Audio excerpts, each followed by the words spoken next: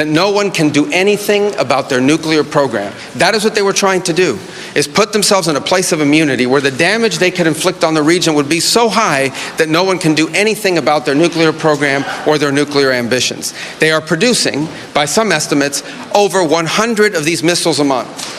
Compare that to the 6 or 7 interceptors that can be built a month. They can build 100 of these a month, not to mention the thousands of one-way attack drones that they also have.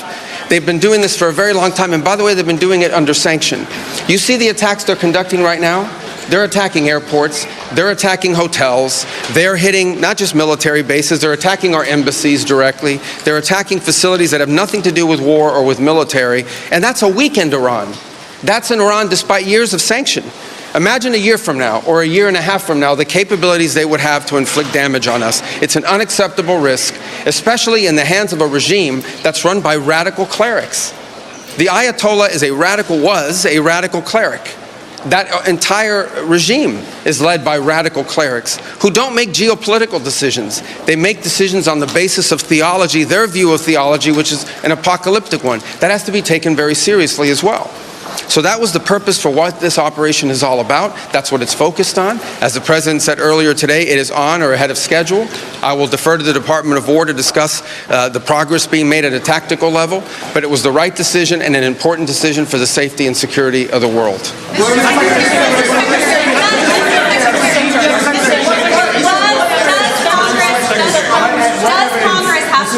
Does Congress have to weigh in? Is the President declaring war, and does Congress have to weigh in? And was there an imminent threat? Did you tell lawmakers that there was an imminent threat? There absolutely was an imminent threat, and the imminent threat was that we knew that if Iran was attacked, and we believed they would be attacked, that they would immediately come after us. And we were not going to sit there and absorb a blow before we responded, because the Department of War assessed that if we did that, if we waited for them to hit us first after they were attacked, and by someone else, Israel attacked them, they hit us first, and we waited for them to hit us, we would suffer more casualties and more deaths. We went proactively in a defensive way to prevent them from inflicting higher damage. Had we not done so, there would have been hearings on Capitol Hill about how we knew that this was going to happen, and we didn't act preemptively to prevent more casualties and more loss of life. The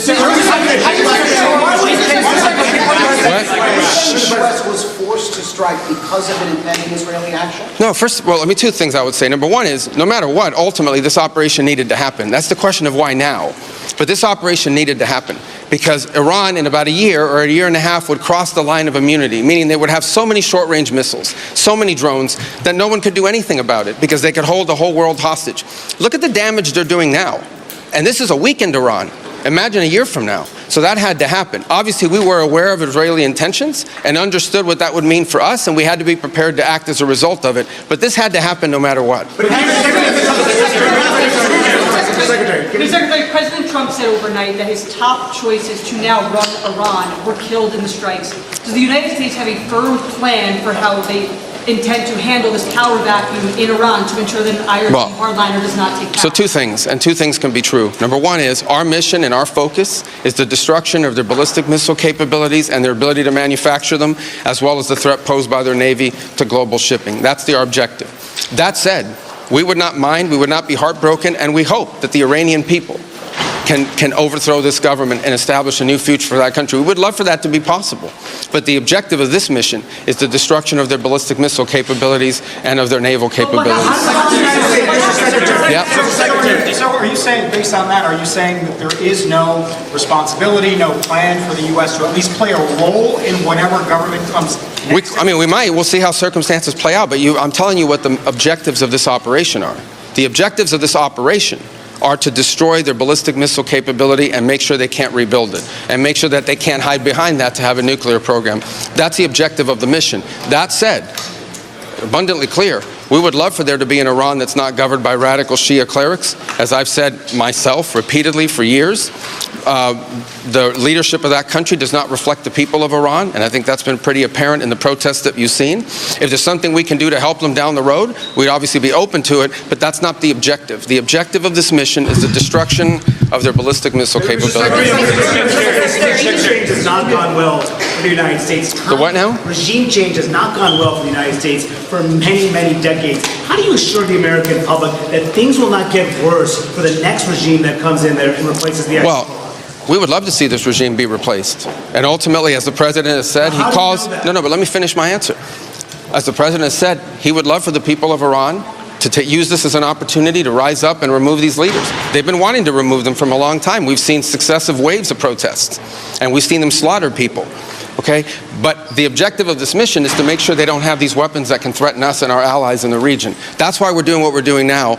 And while we would love to see a new regime, the bottom line is no matter who governs that country a year from now, they're not going to have these ballistic missiles and they're not going to have these drones to threaten us. That's the objective of this mission, is to deny them the ability to use ballistic missiles to threaten their neighbors, to threaten our bases, to threaten our presence in the region, and ultimately as a shield behind which they can do whatever they want with their nuclear weapons ambition. We were not going to let them hide behind that, and that's why this was such a critical mission to undertake now while they were at their weakest point, and not a year from now where they could inflict even more damage and perhaps already be behind that point of immunity. Go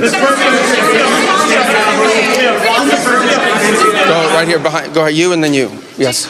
Your critics in Congress have said that they should have a role, they should be able to weigh in here, and there are going to be war powers resolutions votes in Congress later this week. Why not notify Congress ahead of this, and does Congress... Well, we did. We notified Congress. I mean, we notified the Gang of Eight. We notified congressional leadership.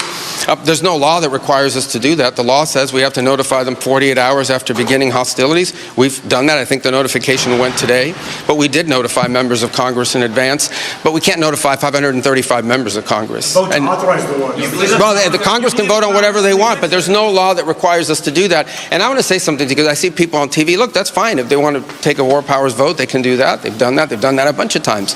But there's no, people keep saying that there's no law that requires the president to have done anything with regards to this. To begin with, no presidential administration has ever accepted the War Powers Act as constitutional. Not Republican presidents, not Democratic presidents. That said, we have followed the notification at 48 hours. We're here today. I've done more Gang of Eight briefings than I got in the 4 years that Biden was president and I was a member of the Gang of Eight. All of that said, we've complied with the law 100%. And we're going to continue to comply with it. We've done the notification, and we officially to Congress, but we did notify members of Congress. We just can't notify 535 people. That's not possible, but we did the Gang of Eight twice. I briefed them last week, and then I called them the night before the operation. Can you tell us what you know, Mr. Secretary, what the administration knows about the strike on a building in southern Iran? The Iranians are saying there's a school which causes large numbers of civilians, including children, killed. Yeah, I've seen those reports. I would refer you, not because I'm not trying to answer your question, but I don't want to get it wrong. The Department of War would be investigating that if that was our strike, and I would refer your question to them, and I'll make sure they're aware that you have that question. But we'd like to know. Well, clearly the United States would not deliberately target a school. Our objectives are missiles, both the ability to manufacture them and the ability to launch them, and the one-way attract drones. That would be our focus, and that's what we would be focused on. We would have no interest and, frankly, no incentive to target civilian infrastructure. The Iranians are, on the other hand, targeting civilian infrastructure. You guys have seen it. I'm sure you've seen it. They're hitting hotels. They're hitting embassies. They're hitting airports. They're hitting oil infrastructure. Well, it'd be very tragic, but I can't speak to the details behind it because I just don't have it. It would be a tragic outcome if it's happened. I don't have the details as to what led to it, but what is clear is that the United States would not deliberately target a school. They are, on the other hand, deliberately targeting civilians, as you've seen, because you know why? They are a terroristic regime. They sponsor terrorism and they participate in terrorism. What's your message to Americans who are concerned about rising energy prices given the spiking of oil prices today? Yes, and we knew that going in would be a factor, and so we have a program in place that will begin to be implemented by Secretary Wright, Secretary Bessent. We talked about it last night, again, about this program. We talked this morning, and starting tomorrow you will see us rolling out those phases to try to mitigate against that. Obviously, markets are going to be reacting to news about what's happening. And again, a reminder, think about it, okay? This terroristic regime, led by radical clerics, has the ability, potentially, to shut off 20% of global energy. That's the kind of leverage they have because of their Navy. We're going to destroy their Navy. But there is a plan in place. We anticipated this could be an issue, and Secretary Wright and Bessent will begin to roll out those steps starting tomorrow to mitigate against the impact that could have. I got to do this briefing, so I got a couple more. Yeah. Do you anticipate putting boots on the ground, and how long do you anticipate the conflict to last?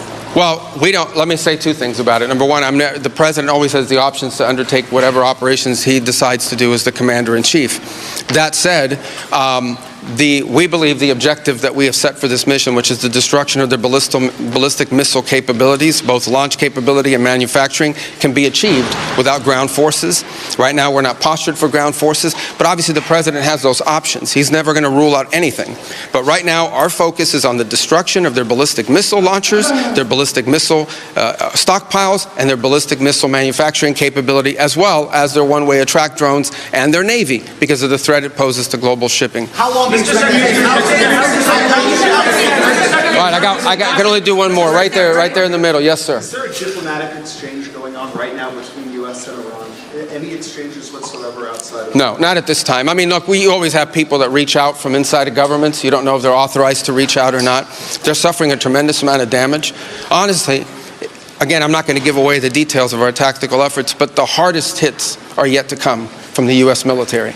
The next phase will be even more punishing on Iran than it is right now. Someone was screaming, how long will it take? I don't know how long it'll take. We have objectives. We will do this as long as it takes to achieve those objectives, and we will achieve those objectives. The world will be a safer place when we're done with this operation. All right? Thank you, guys.